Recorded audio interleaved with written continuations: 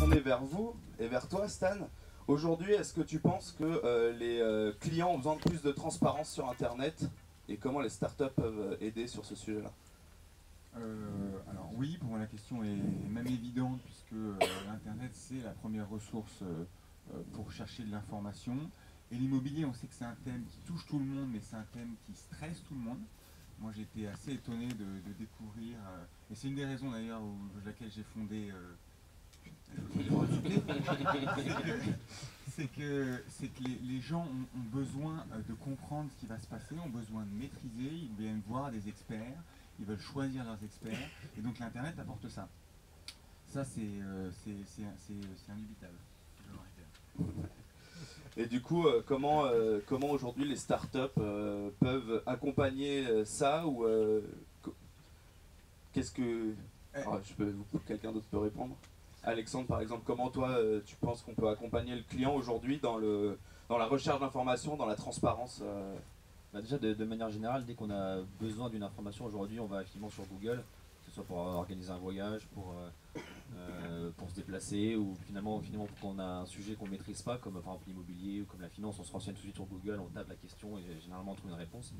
Mais c'est vrai que ces informations sont souvent perdues sur plein de sites différents. Il n'y a pas un site qui rassemble toutes les informations de la même question pour accompagner le particulier sur un sujet en particulier.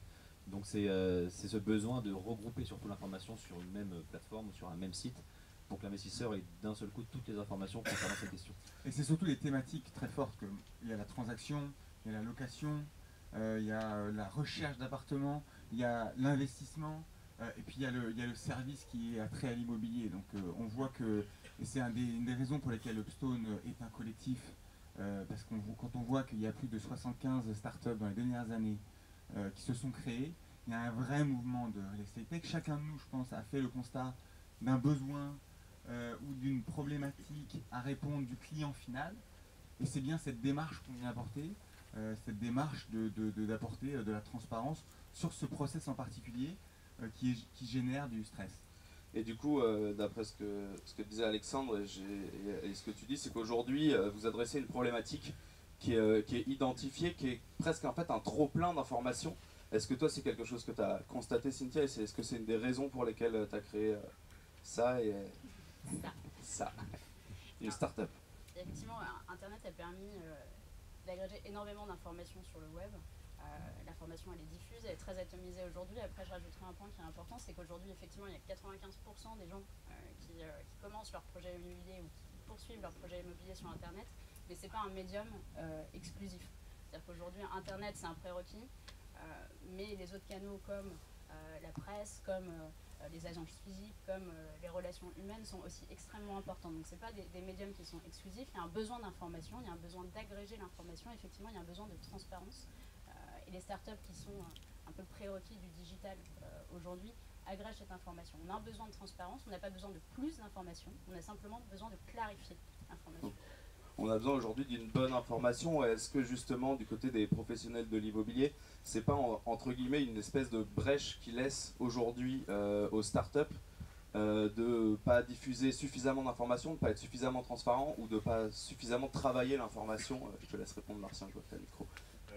Pour moi, l'information c'est important et elle existait déjà avant, sauf qu'aujourd'hui l'information doit être pertinente et surtout doit permettre d'être mis en contact avec l'interlocuteur qui va pouvoir adresser le besoin. Et en fait, l'idée c'est aussi de permettre à des professionnels de l'immobilier, les agences, les promoteurs, finalement, de recevoir un client qui est mieux qualifié parce que mieux informé. D'accord, donc quelque part en fait aujourd'hui, le constat c'est qu'ils ont accès à plus d'informations, voire trop d'informations. Donc il faut rendre cette information accessible, lisible, qu'ils puissent l'avoir pour entre guillemets s'auto-former. Est-ce que c'est un besoin des particuliers, des clients que vous avez aujourd'hui de s'auto-former et de devenir comment dire, sachant dans leur métier avant d'aller rencontrer un professionnel ou avant de rencontrer qui que ce soit? Dans la transaction, un des mouvements très très forts qu'on voit, c'est la visibilité qu'on peut donner maintenant aux annonces, c'est la visite virtuelle, c'est les photos professionnelles, c'est la géolocalisation qui sont des mouvements très forts, et c'est la quantité d'informations sur le bien. Donc je pense qu'effectivement, aujourd'hui, les personnes veulent d'abord se poser et après veulent pouvoir s'insérer dans un processus qui est un processus qui nécessite un professionnel parce que ce sont des enjeux très forts, l'immobilier. Et donc on tend vers ça et nous aujourd'hui quand on a sur nos annonces plus de 170 champs référencés, c'est pas pour mettre 170 champs, c'est parce qu'on a identifié le besoin chez nos consommateurs finaux d'être certain de se diriger vers le bien qui leur convient. Donc aujourd'hui, je ne sais pas si tu voulais ajouter quelque chose. Un petit point sur ce que dit Stan, c'est qu'effectivement il y a un besoin d'information, parce qu'aujourd'hui je pense, et c'est de plus en plus vrai, c'est que les gens ont besoin de beaucoup d'informations avant de se décider. Et on voit l'émergence des avis clients, on voit l'émergence des process qui sont de plus en plus longs. Alors, si vous avez des sites internet, vous passez un peu de temps à regarder, vous allez voir que les gens viennent sur vos titres, repartent, reviennent, changent de canaux. Il y a un vrai enjeu, en tout cas aujourd'hui, des particuliers, mais même des professionnels, de savoir avant de choisir. Et cette information, justement, ça regroupe ce besoin de transparence et ce besoin de diffuser de l'information parce qu'elle est nécessaire aujourd'hui pour les particuliers, que ce soit des vendeurs, des acquéreurs, des bailleurs, des locataires avant de faire leur choix. Ils veulent être certains de faire le bon choix. Et la transparence d'info, il y a aussi un point qui est très nouveau, il y a beaucoup de startups qui travaillent là-dessus, c'est la transparence de la méthodologie, de la manière de faire. Ce que la startup rend accessible dans l'immobilier, je trouve beaucoup, c'est faciliter la consommation. On donne l'info, on crée la transparence, la personne travaille, et puis on l'amène à faire l'acte d'achat. Et là-dedans, la transparence sur la manière de travailler, pour la chasse, pour tous les métiers, c'est fondamental. Et c'est là où le professionnel de faire ce travail d'ouverture et d'éducation. Voilà, moi je travaille comme ça, voilà comment je présente, voilà qu'est-ce que j'utilise comme outil, voilà, et ainsi de suite. Aujourd'hui, vous êtes d'accord avec ça? Aujourd'hui, que la transparence, on a parlé tout à l'heure de la quantité d'informations qu'on est capable d'avoir sur le bien, la qualité des informations qui sont autour du bien, autour de ce qu'on vend au final. Mais est-ce qu'il doit y avoir aussi justement une transparence de la marque et de la manière de travailler pour rassurer le client? Est-ce qu'il y a un besoin de réassurance, justement, comme on parlait tout à l'heure? Justement, le but d'avoir de l'information, c'est justement pour rendre le produit ou le processus transparent. C'est vrai qu'aujourd'hui, les particuliers veulent savoir exactement dans quoi ils investissent, quel est le véhicule juridique, quelle est la fiscalité, où est-ce que se situe le bien immobilier, quels sont les risques, quelle est la fiscalité, enfin toutes les questions qui portent sur la partie investissement. Les gens veulent savoir dans quoi ils investissent, ils veulent choisir dans quoi ils investissent, ils veulent qu'il y ait un investissement concret, un investissement utile qu'ils peuvent visiter, qu'ils peuvent voir.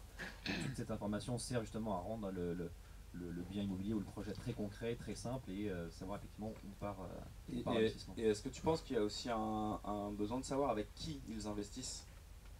Savoir quelle est la structure, comment elle travaille, comment elle a l'habitude de travailler, est-ce qu'elle livre à temps par exemple, est-ce qu'il y a des défauts, est-ce qu'il y a des plaintes autour de...